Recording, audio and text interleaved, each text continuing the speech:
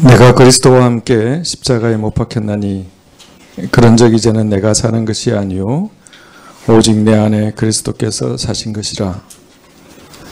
이제 내가 육체 가운데 사는 것은 나를 사랑하사 나를 위하여 자기 자신을 부르신 하나님의 아들을 믿는 믿음 안에서 사는 것이라. 하나님, 우리를 위해 자기 몸을 버리신 예수님, 어둠 가운데 있고 욕심을 쫓아 사는 우리를 위해 십자가에 달리신 예수님, 하나님을 찬양하고 참으로 경배합니다. 하나님, 우리가 예수 그리스도와 함께 십자가에 못 박혀 죽었다고 하셨는데, 우리가 죄에 대하여 죽고 그리스도 예수 안에서 하나님에 대하여 살았다고 하셨는데, 그런데 우리는 여전히 죄에 대하여 살아있고 죄에 붙잡혀 있는 것을 고백합니다. 아니, 죄에 대하여 살아있고 죄에 붙잡혀 있는지도 모르고 살아가고 있습니다. 하나님, 우리를 불쌍히 여겨주시고 긍휼히 여겨주시옵소서.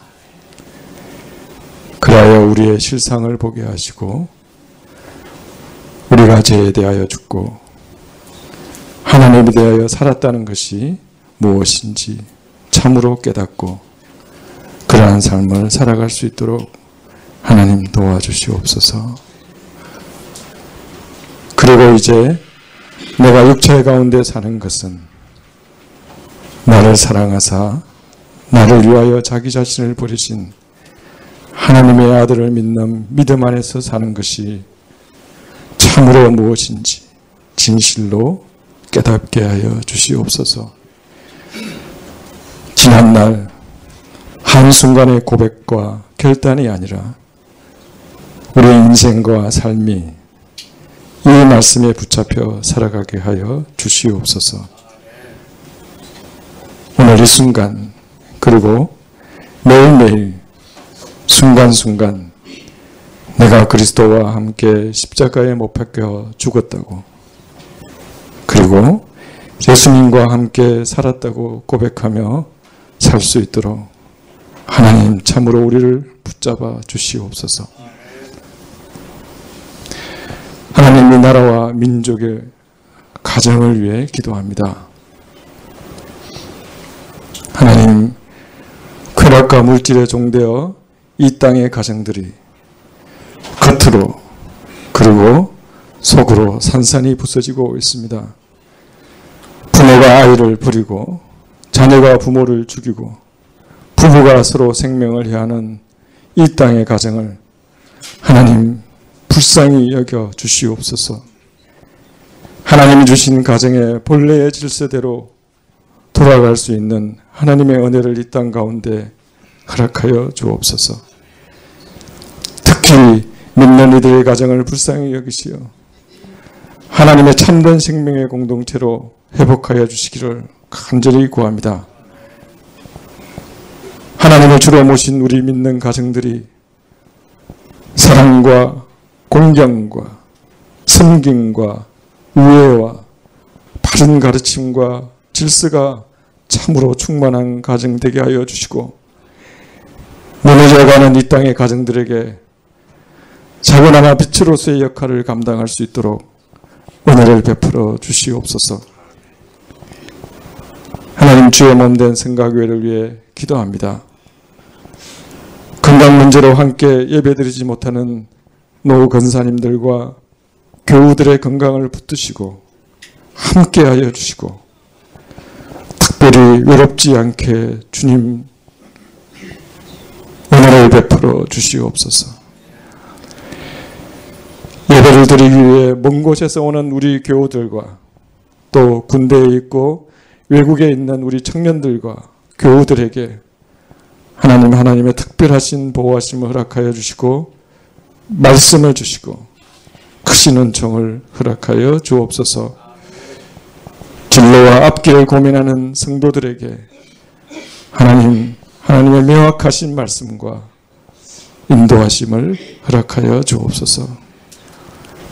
하나님의 오늘 예배 가운데 말씀을 허락하여 주시고 말씀을 통해 참되신 하나님을 만나게 하여 주시옵소서. 하나님이 우리에게 주신 것의 극히 일부를 하나님께 감사함으로 드리고 찬양을 올려드리오니 기쁘게 받아 주시옵소서. 우리 각자의 심령 안에 계셔서 하나님을 믿는 믿음 안에 살기를 소원하시는 예수님의 이름으로 기도합니다. 아멘.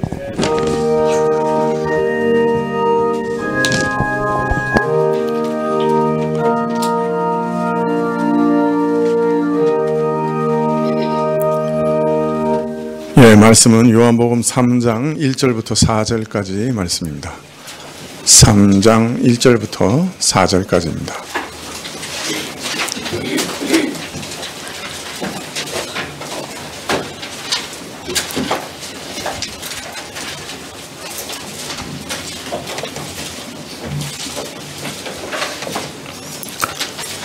(3장 1절부터 4절까지)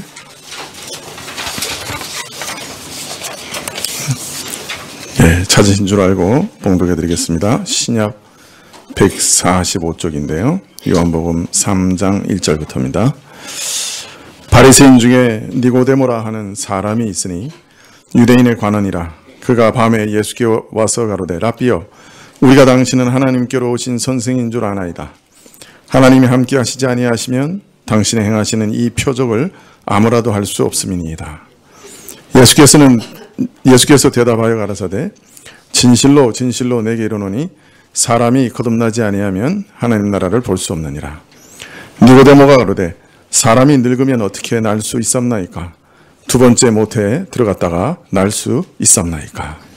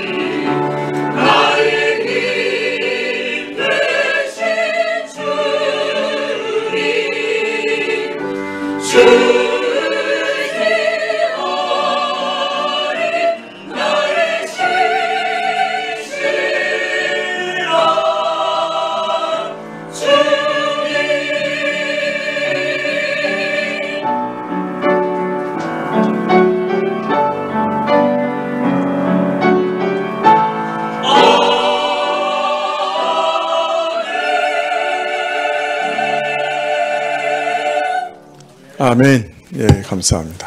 예. 가운을 바꿔드렸더니 소리가 더 좋아지셨네요. 계속 바꿔드릴까요?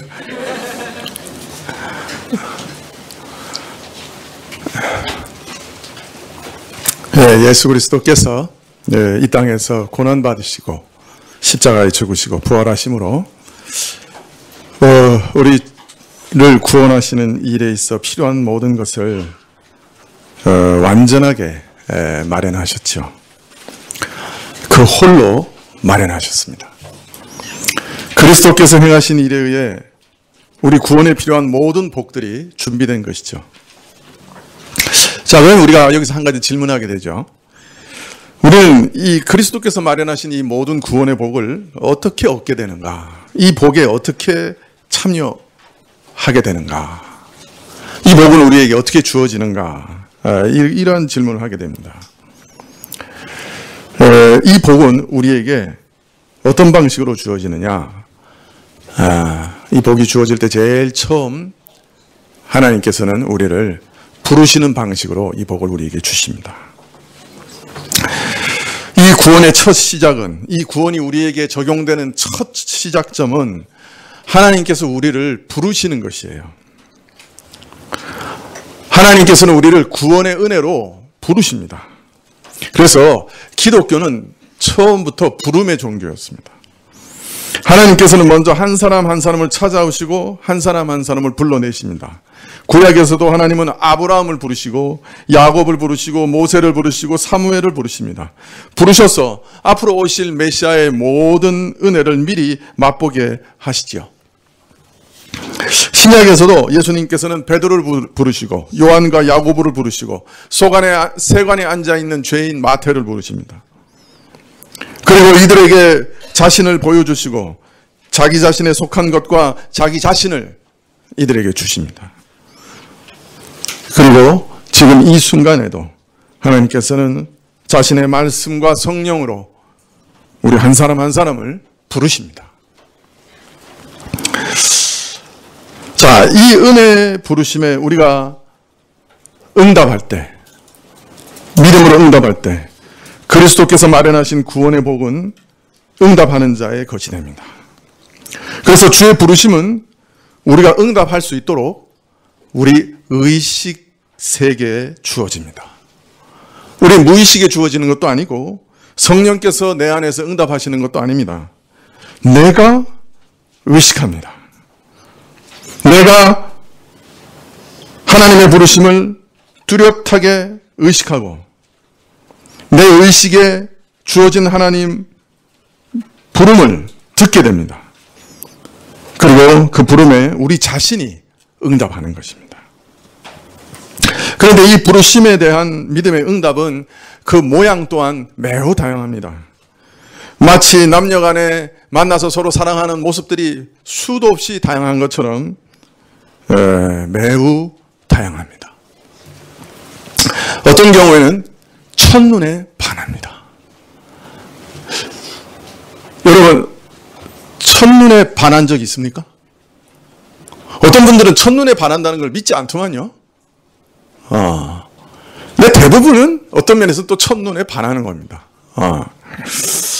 일제강점기에 어떤 여인이 아이를 낳지 못한다고 시댁에서 엄청 구박을 받다가 자살을 결심합니다. 사람이 많은 고향에서 죽느니 자기를 알지 못하는 서울에 가서 죽어야 되겠다. 왜 서울을 택했는지 모르지만 기차를 타고 서울역에서 내립니다. 그리고 죽으러 갑니다. 걸어갑니다. 죽을 곳을 찾아 걸어가는데 어디서 요란한 박수 소리가 들리고 노래 소리가 들립니다. 앞을 보니 천막을 쳐놨는데 그 밑에 수백 명의 사람들이 모여서 힘차게 박수를 치며 노래를 부르고 어떤 사람은 일어나서 춤도 춥니다. 무엇이 좋아서 저리 하고 있나? 자기도 모르게 뒷자리에 엉거주춤 앉습니다. 사실 이 여인은 당시 유명한 부흥사였던 이성봉 목사님이 인도하는 전도 집회에 자기도 모르게 참석하게 된 것이었죠. 목사님이 나와 이제 드디어 설교를 하시는데 하나님이 당신을 사랑합니다. 당신을 너무 사랑하시기 때문에 당신이 영원히 행복할 수 있도록 천국을 마련하시고 천국을 당신에게 주시기 원합니다. 천국을 당신에게 주기 위해서 자기 아들 예수님을 당신 대신해서 십자가에서 죽이셨습니다. 희생하셨습니다. 이 아들이 이제 부활하셔서 살아나셔서 당신을 하나님 나라로 인도하려고 합니다.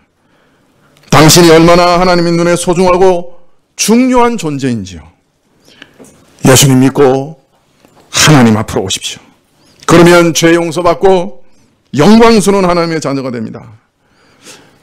이 말씀을 듣는 순간 갑자기 이 여인의 눈에서 눈물이 비오듯이 쏟아집니다. 하나님이 이런 나를 이렇게 사랑하실까? 하나님이 사랑하신다는 게 정말일까? 나 같은 자도 사랑하실까? 애도 못 낳아서 구박받고 사는 나 같은 자도 사랑하실까? 하는 질문이 마음속에서 수없이 올라오는데 하나님의 사랑이 갑자기 믿어지는 것입니다. 그 순간 자살하겠다는 생각은 싹 날아가 버리고 내가 별 볼 일 없는 인생인 줄 알았는데 이렇게 소중한 사람이라고 하면 나도 하나님을 위해서 내 인생 살아야 되겠다 결심하게 됩니다. 그리고 이성봉 목사님이 목회하시는 목포로 내려가서 전도인이 됩니다. 이처럼 첫눈에 반하는 것처럼 하나님의 부르심에 응답하기도 하는 것이죠. 어떤 경우에는 수년간 밀당을 합니다. 감리교로 시작한 영국의 존 웨슬리는 1728년에 성공회에서 안수를 받습니다. 우리로 따지면 목사가 된 거예요. 영국 옥스퍼드에 가서 공부를 하면서 경건한 모임을 주도하며 경건과 설교로 유명한 사람이 됩니다. 이후에 그는 미국 조지아로 건너가 선교사로 2년간 사역했지만 실패하고 다시 영국으로 돌아옵니다. 그는 대서양을 건너는 배에서 폭풍을 만났을 때 아직 구원의 확신이 없는 자신을 발견합니다. 많은 기독교 서적을 읽었고 경건에 힘쓴 사람이었고 유명한 설교자였고 심지어 선교사였지만 폭풍을 치는 배 밑에서 배 밑창에서 동요하는 자신을 발견합니다. 그는 구원의 확신을 갈구하죠. 안수받은 후에 목사가 된 이후에 10년 전인 1738년 5월 24일 저녁에 웨슬리는 드디어 평안을 얻습니다. 그날에 대해 웨슬리는 이렇게 적고 있습니다. 나는 알더스 게이트 거리에 있는 한 모임에 마지못해 찾아갔다. 그곳에서 어떤 사람이 루터의 로마서 서문을 읽고 있었다. 로마서 주석 서문을 읽고 있었다. 8시 45분쯤 하나님께서 그리스도를 믿는 믿음을 통하여 마음속에서 역사하시는 변화에 대해서 묘사하고 있는 부분에서 나는 이상하게도 마음이 뜨거워지는 것을 느꼈다. 나는 구원을 받기 위해서 그리스도를 오직 그리스도만을 신뢰하고 있다는 것을 느꼈다. 그리고 하나님께서 나의 죄를 모두 처분해 주셨다는 확신이 주어졌다. 나 같은 사람의 죄조차도 말이다. 그리고 죄와 사망의 율법에서 나를 구원하여 주셨다는 확신이 주어졌다. 그는 목사 안수를 받은 지 10년 만에 하나님의 부르심 앞에서 확신과 평안을 얻습니다. 이처럼 오랜 시간이 걸리기도 하죠. 어떤 사람은 첫눈에 반하는 것처럼 하나님의 부르심에 응답하고 어떤 사람은 남자 사람 친구, 여자 사람 친구로 지내다. 맞나요? 이 말이? 네.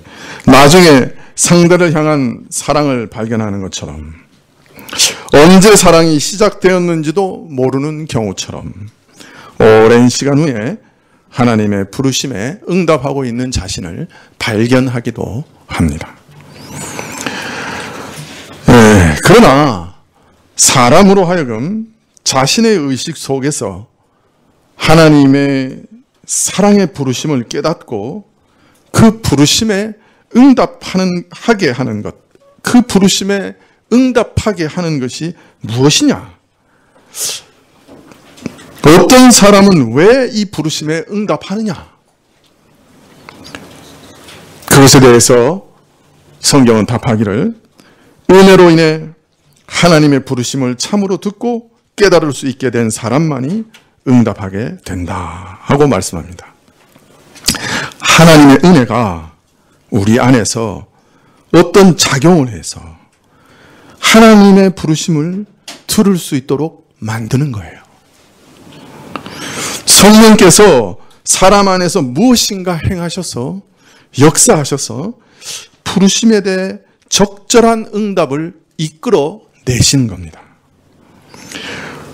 그것을 어려운 말로 중생이라 이렇게 말하는 것이에요. 중생은 하나님의 사랑에 올바르게 믿음으로 응답하게 하시는 성령님의 역사를 가리킵니다. 그러니까 하나님에게 올바로 응답하기 전에 사실은 뭐가 우리 안에 있는 거예요? 중생의 역사가 먼저 있는 것이죠. 중생의 역사, 무엇인가가 내 안에서 성령께서 역사하셔서 하나님의 부르심을 받을 때 올바르게 반응하게 하는 것입니다. 자, 이 중생의 은혜에 대해서 요한복음 3장을 통해서 좀 더 알아봅시다. 자, 오늘 우리가 3장을 다시 읽었는데요.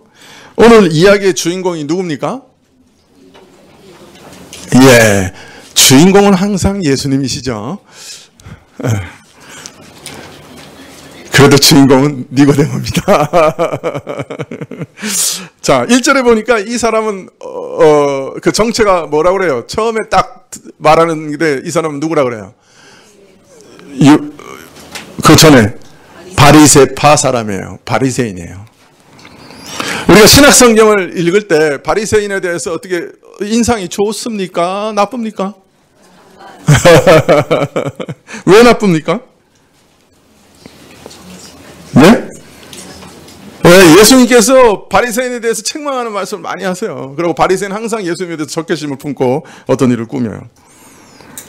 그래서 우리 마음속에 바리새인 그러면 외식하는 사람들 이렇게 생각이 들어요. 그런 거 동의어로 느껴집니다.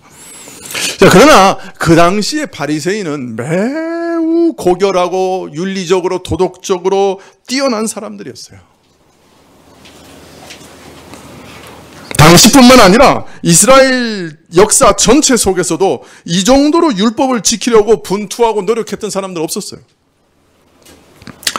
이들은 율법을 지키기 위해서 세속적인 것으로부터 자신을 철저히 분리시키려고 노력했어요.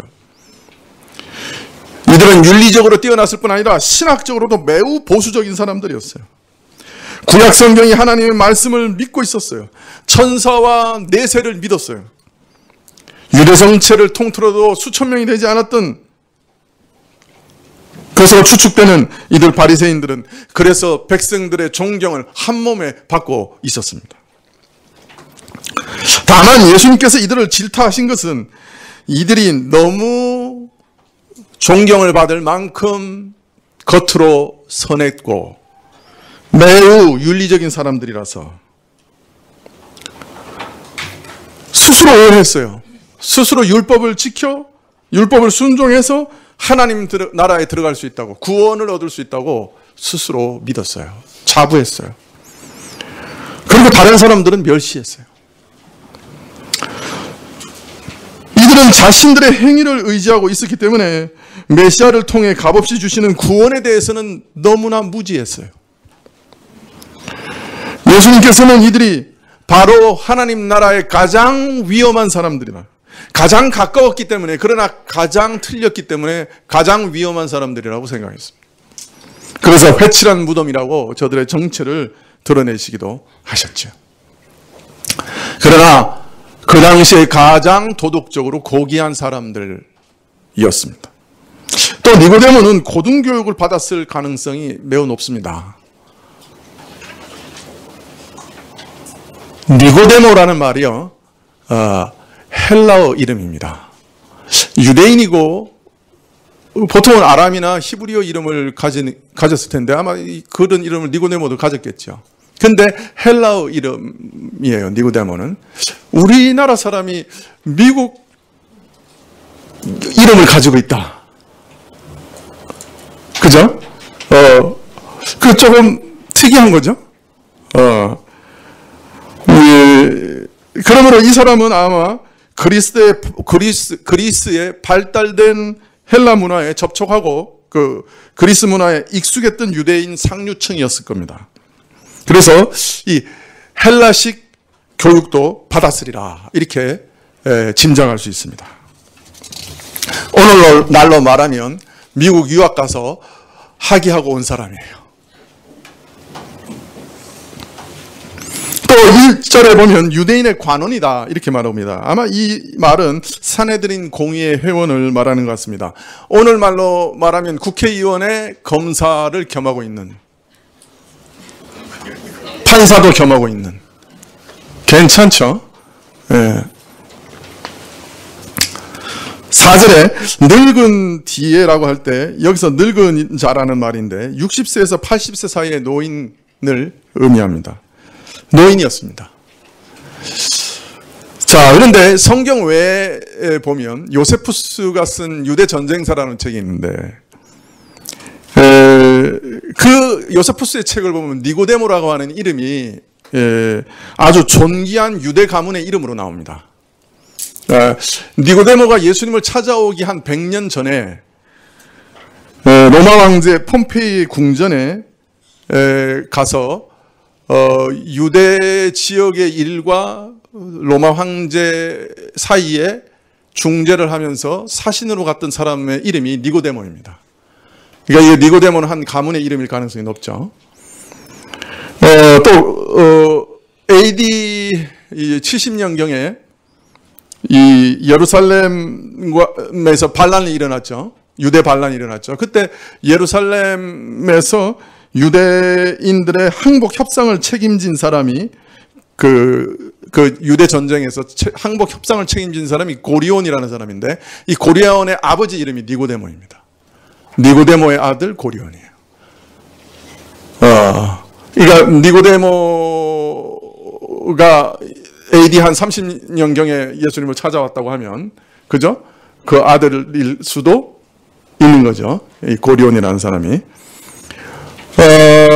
물론 이 요세푸스의 기록이 정말 오늘 말하고 있는 니고데모와 이렇게 무슨 어떤 긴밀한 연관이 있느냐 하는 것을 뭐 확증할 수는 없지만, 이거 만일 이게 연관이 있다고 하면, 니고데모는 도덕적으로 매우 엄격한 바리새파 사람이요. 헬라 고등교육을 받아 그리스 문화를, 철학을 잘 이해했던 정치가요. 율법 선생으로 성경을 가르치는 자요. 서기관이라고 그랬으니까. 그죠? 유대에서 가장 뛰어난 가문 출신의 인격이 온숙한 노인이었어요. 이 정도면 어때요? 다 가진 사람이죠. 그죠? 유대인의 입장으로 보면 하나님의 복을 다 받은 사람이죠. 이만큼 받은 사람이 없었을 거예요.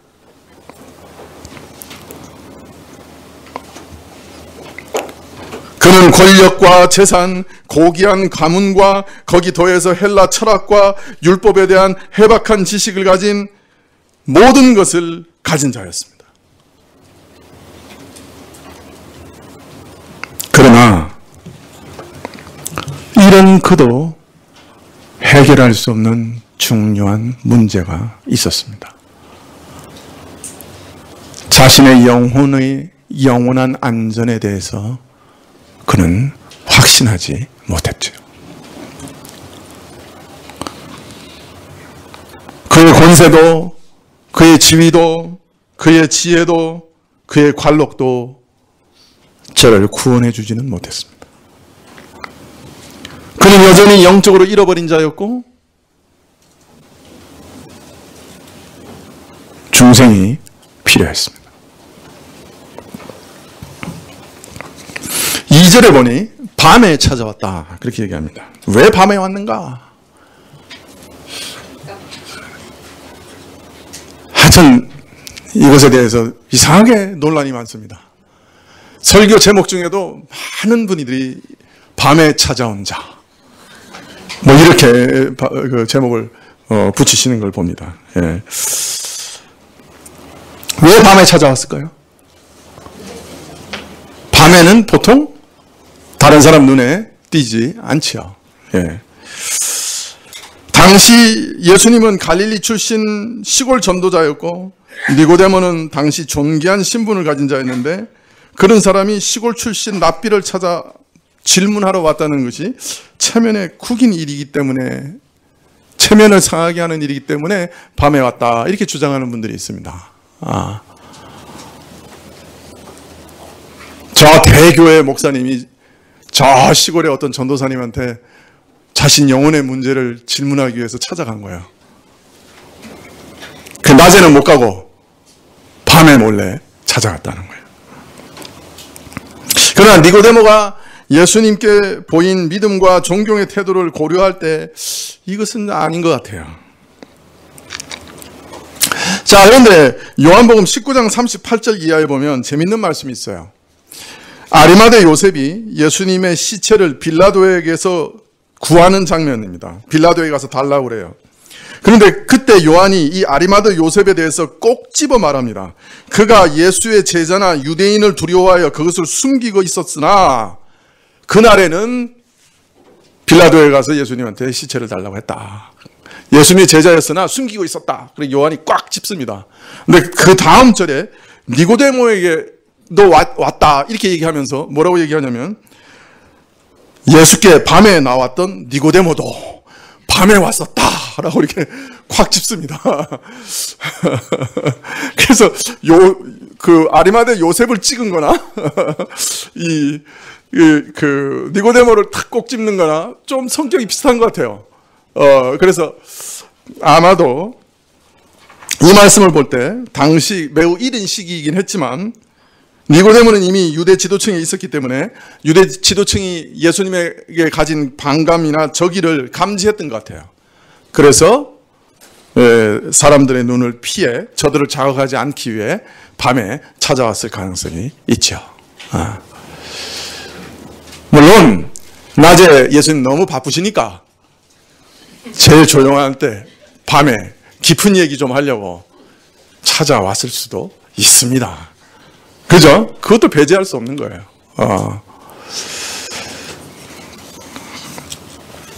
예수님을 만나자마자 니고데모는 라비여, 우리가 당신은 하나님께로서 오신 선생인 줄 아나이다. 하나님께서 함께 하시지 않으면 당신이 행하시는 이 표적을 아무라도 할 수 없습니다. 이렇게 고백합니다.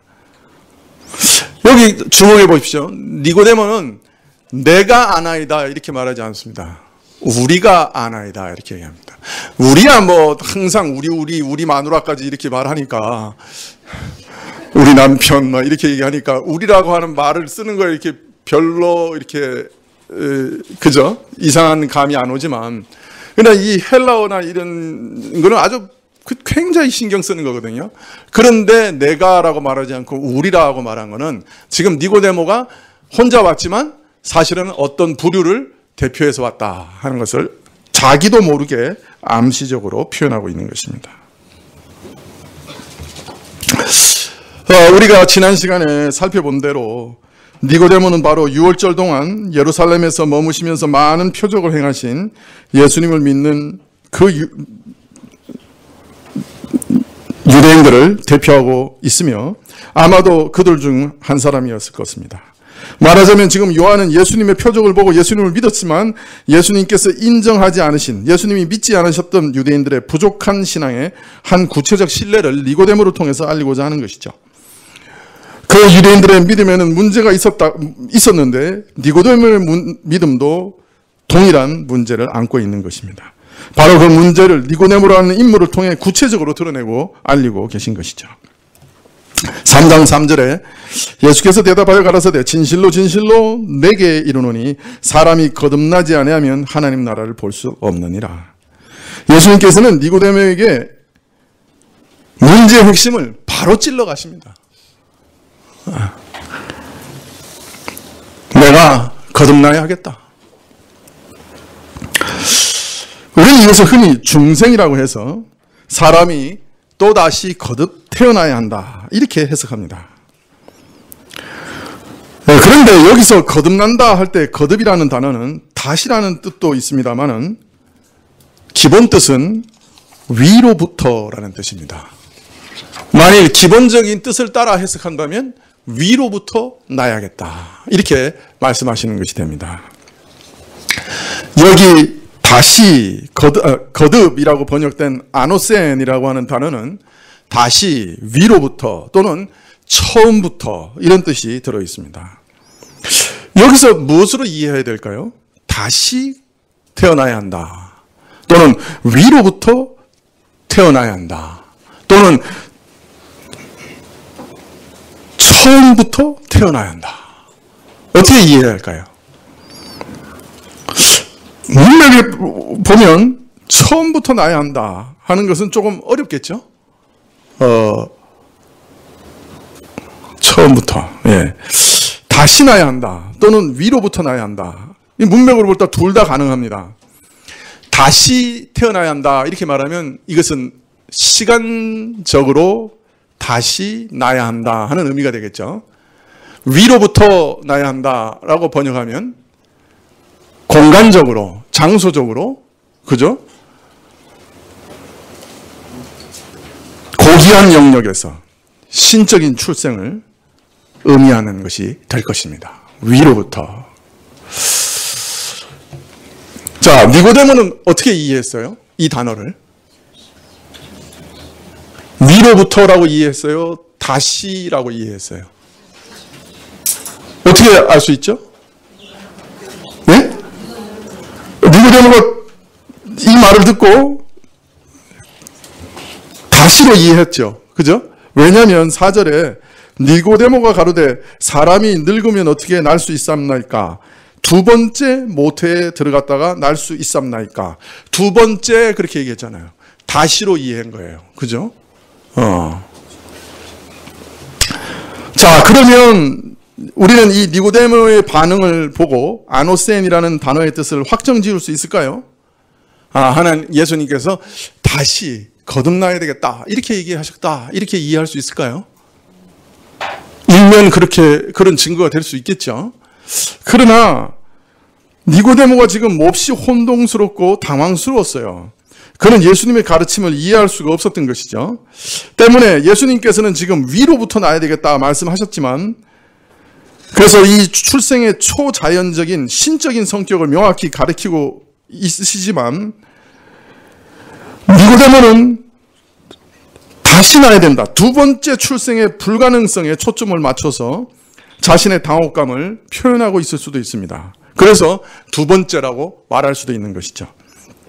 니고데모는 이렇게 얘기하는 것처럼 이렇게 얘기한 것일 수도 있어요. 예, 저는 초자연적 능력을 부인하지는 않지만 어떻게 초자연적 능력이 사람을 다시 나게 할 수 있는지 어떻게 사람이 다시 모태로 들어가 출생할 수 있는지는 알지 못하겠습니다. 이렇게 말할 수도 있는 거죠. 그러니까 먼저 예수님은 신적인 출생, 초자연적인 출생에 대해서 얘기했지만 니고데모는 거기서 다시 난다는 것만 지금 질문하고 있을 수 있는 것입니다. 거기 강조를 둘 수 있는 것이죠. 그렇다면 문맥을 봐서는 이 아노센은 여전히 다시로도 번역할 수 있고 위로도 번역할 수 있는 가능성이 남아 있습니다. 어떤 쪽으로 번역하는 것이 좋을까요?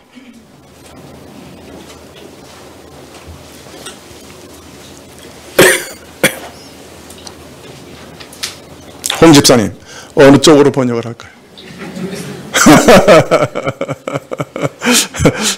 아마 홍 집사님이 이런 어려움을 매번 겪으시리라 그렇게 생각이 드는데, 신학자들이 엄청 머리 터지게 싸웁니다. 사실은. 근데요, 문제는 이 단어를 어떻게 이해하든지 간에 중생 자체는 분명히 이 두 가지 의미를 다 가지고 있습니다. 중생은 위로부터 나는 출생인 동시에 죄로 죽은 자가 다시 태어나는 것입니다. 중생 자체가 이 두 가지 성격을 다 가지고 있어요. 그렇다면 예수님께서 이처럼 두 가지 의미를 다 가진 이 단어를 사용하셔서 이 두 가지 의미를 다 함께 담아서 가르치시려고 하신 것은 아닌가? 의문을 가지게 되는 거죠.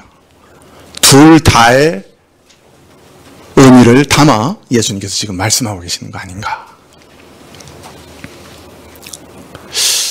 이것에 대한 가장 강한 반론은 예수님께서 지금 니고데모와 헬라어로 대화하셨겠느냐?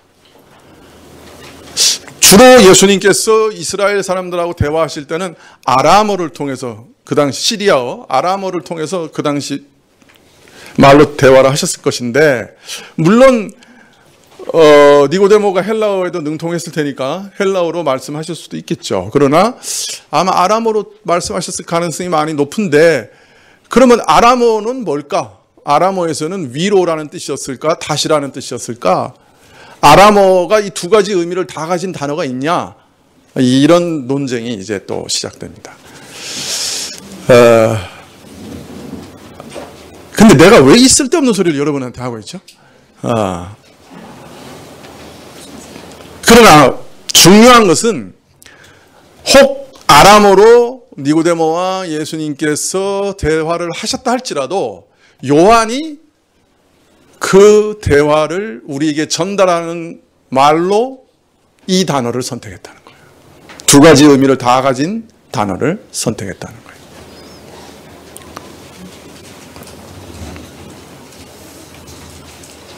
그렇다면 역시 이 두 가지 의미를 다 전달하기 위해 이 단어를 선택했을 가능성이 높은 것이죠. 그러므로 성경은 이 단어를 통해 다시 나야 한다, 위로부터 나야 한다, 이 두 가지 의미를 다 담아서 말씀하고 있습니다. 말하자면 예수님께서는 니고데모가 하나님 나라를 보기 위해서는 거듭나야 하되 위로부터, 하늘로부터 신적으로 태어나지 않으면 안 된다고 알리고 있는 것입니다.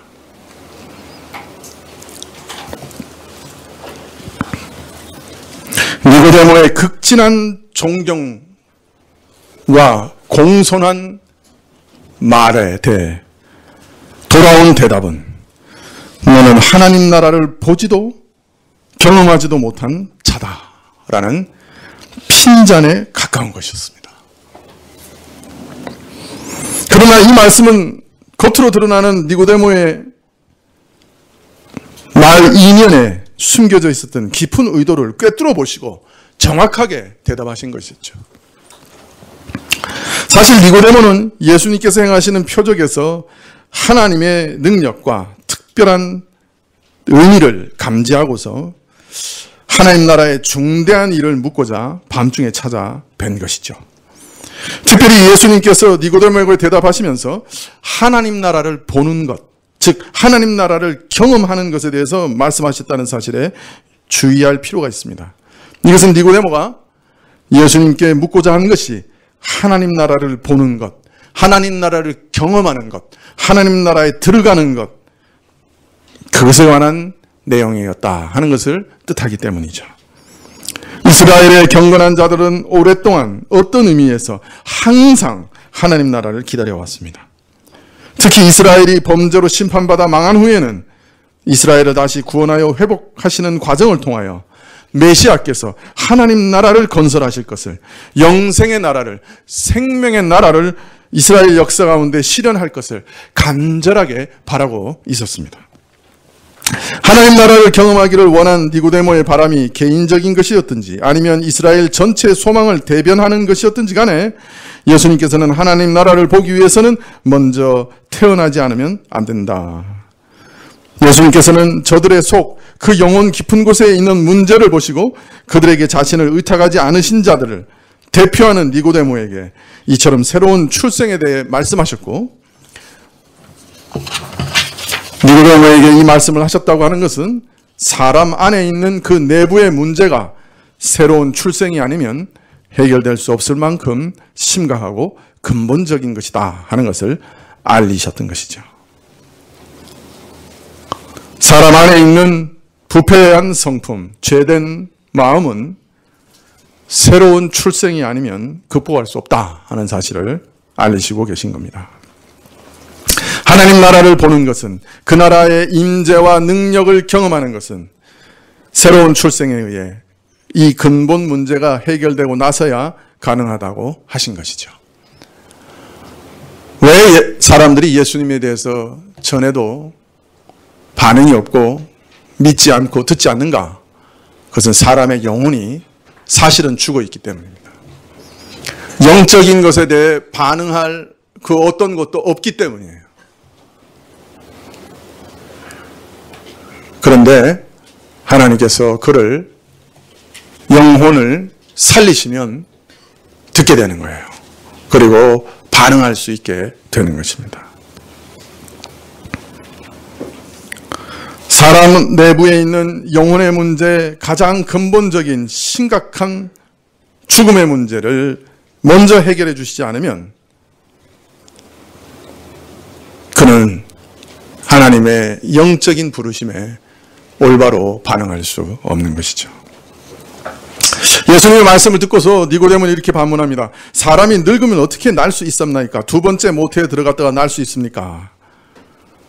이 말은 지난 시간에 말씀드렸죠. 그냥 허를 콱 찔리니까 두서없이 정신없이 말을 내뱉은 것이다. 그렇게 말씀을 드렸습니다만은 또 다른 측면이 있죠. 진짜 이 말대로 그게 가능한 것입니까? 라고 하는 의심과 회의를 표현하는 말이기도 하죠. 그죠? 그게 어떻게 가능합니까? 내가 이렇게 오래 살아왔지만 내 안에 어떤 새로움도 없었고 이스라엘의 오랜 역사를 봐서도 어떤 새로움을 우리가 기대할 수 없었는데 그게 정말 가능한 일입니까? 라고 하는 의문과 회의를 표현한 일이라고 할 수 있습니다.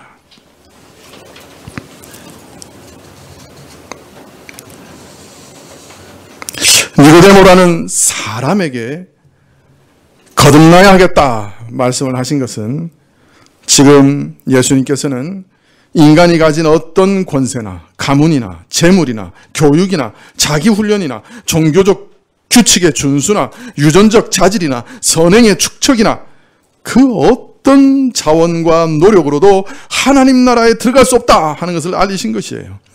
하나님 나라에 들어가는 데는, 구원을 얻는 데는 사람의 무엇, 사람의 행위는 아무 쓸모 없어요. 거듭나는 것은 인간의 노력으로 되지 않습니다. 율법 연구를 통해서 거듭나는 것이었다면 니고데모는 예수님 찾아가지 않았을 겁니다. 제사를 정성스럽게 드려서 거듭나는 것이라면 니고데는 그 밤에 평안히 잠을 자도 되었을 겁니다. 11조와 구제와 봉사를 열심히 하여 거듭나는 것이라면 니고데모는 그건 누구보다 먼저 그 일을 이루었을 겁니다. 권력이나 돈으로 할 수 있는 일이라면 벌써 이루고도 남았죠. 그러나 거듭남은 그 무엇으로도 되는 것이 아니었기 때문에 오직 성령 하나님만 인간을 거듭나게 하시기 때문에 하나님께서는 먼저 죄인들을 부르시는 방식으로 이 구원을 시작하시는 겁니다. 그래서 우리 인간 편에서 할 수 있는 일은 다만 우리를 부르시는 주님을 만문을 활짝 열고 진실하게 영접해드리는 것뿐입니다. 니고데모에게 필요한 것은 자신의 지위와 신앙, 경력 등 모든 것을 내려놓고 예수님 앞에 무릎 꿇는 것이었습니다. 니고데모는 이 땅에 모든 것을 가지고 있었지만 그건 아무 소용이 없었습니다. 니고데모가 그것을 깨닫게 하시기 위해서 중생해야 되겠다 말씀하신 것이죠. 니고데모는 어떻게 해야 했겠습니까?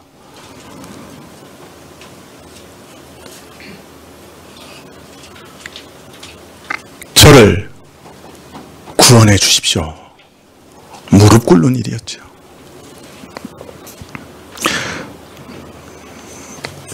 니고데모에게 필요한 것은 나를 구원하소서 고백하면서 예수님을 붙드는 일이었어요. 우리도 마찬가지입니다. 하나님께서 내가 나의 아들이면 좋겠다. 내가 나의 딸이면 좋겠다.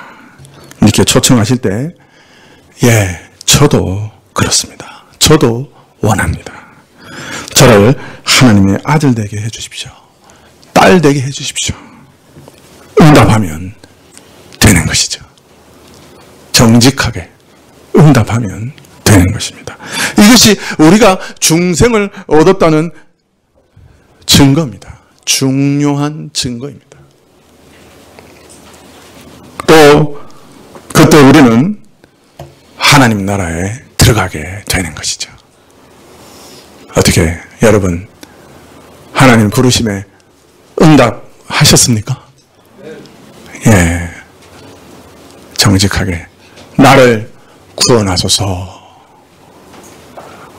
부르짖으셨습니까? 천국이 너희 것이라 하나님이 응답하실 줄 믿습니다. 기도하시겠습니다.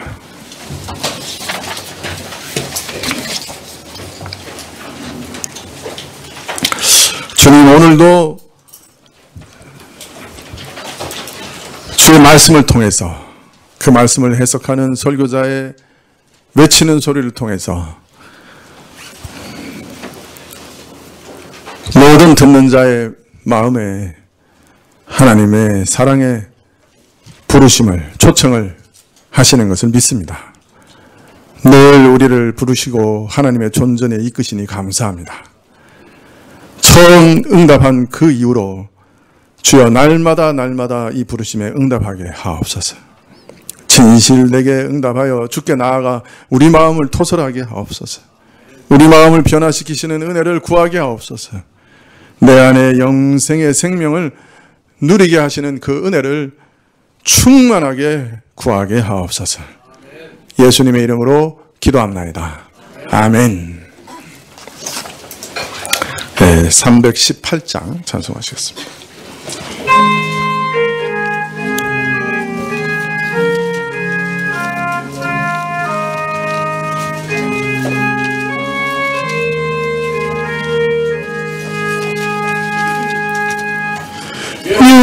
예수가 우리를 부르는 소리, 그 음성 부드러워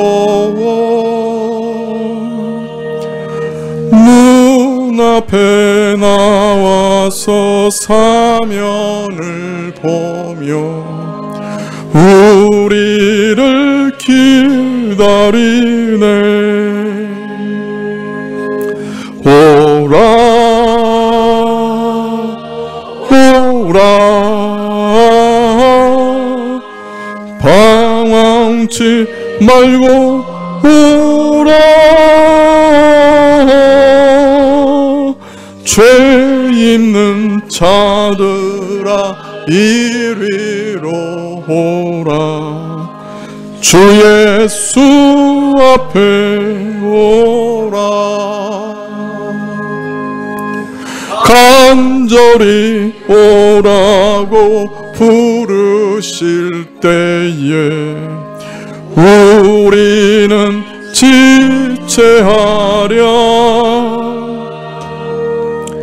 주님의 은혜를 왜 아니 받고 못 들은 채 하려나. 오라 오라 방황치 말고 오라. 죄 있는 자들아 이리로 오라. 주 예수 앞에 오라.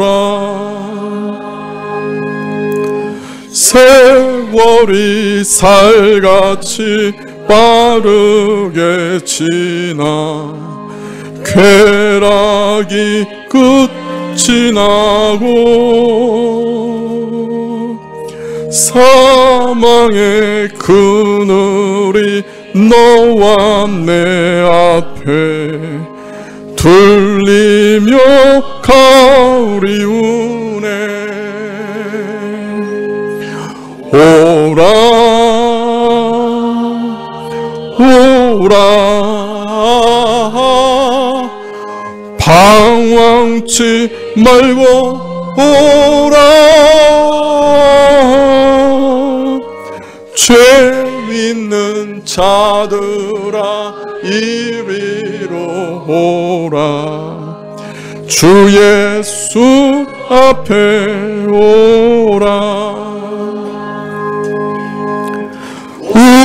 우리를 위하여 예비해 주신 영원한 집이 있어. 죄 많은 세상을 떠나게 될 때 영접해 주시겠네. 오라 오라 방황치 말고 오라. 죄 있는 자들아 이리로 오라. 주 예수 앞에 오라. 네, 기도하시겠습니다. 지금은 우리 주 예수 그리스도의 은혜와 하나님 아버지의 그 크신 사랑과 이 은혜와 사랑을 깨닫게 해주시고 누리게 하시는 성령님의 교통하시고 역사하심이 오늘도 아버지의 부르심 앞에 제가 주의 아들이 되기를 원합니다. 주의 딸이 되기를 원합니다. 아니 아들 되게 하심을 감사합니다. 딸 되게 하심을 감사합니다. 고백하며 머리 숙인 주의 백성들 위해 지금부터 영원까지 함께 계실지어다. 아멘.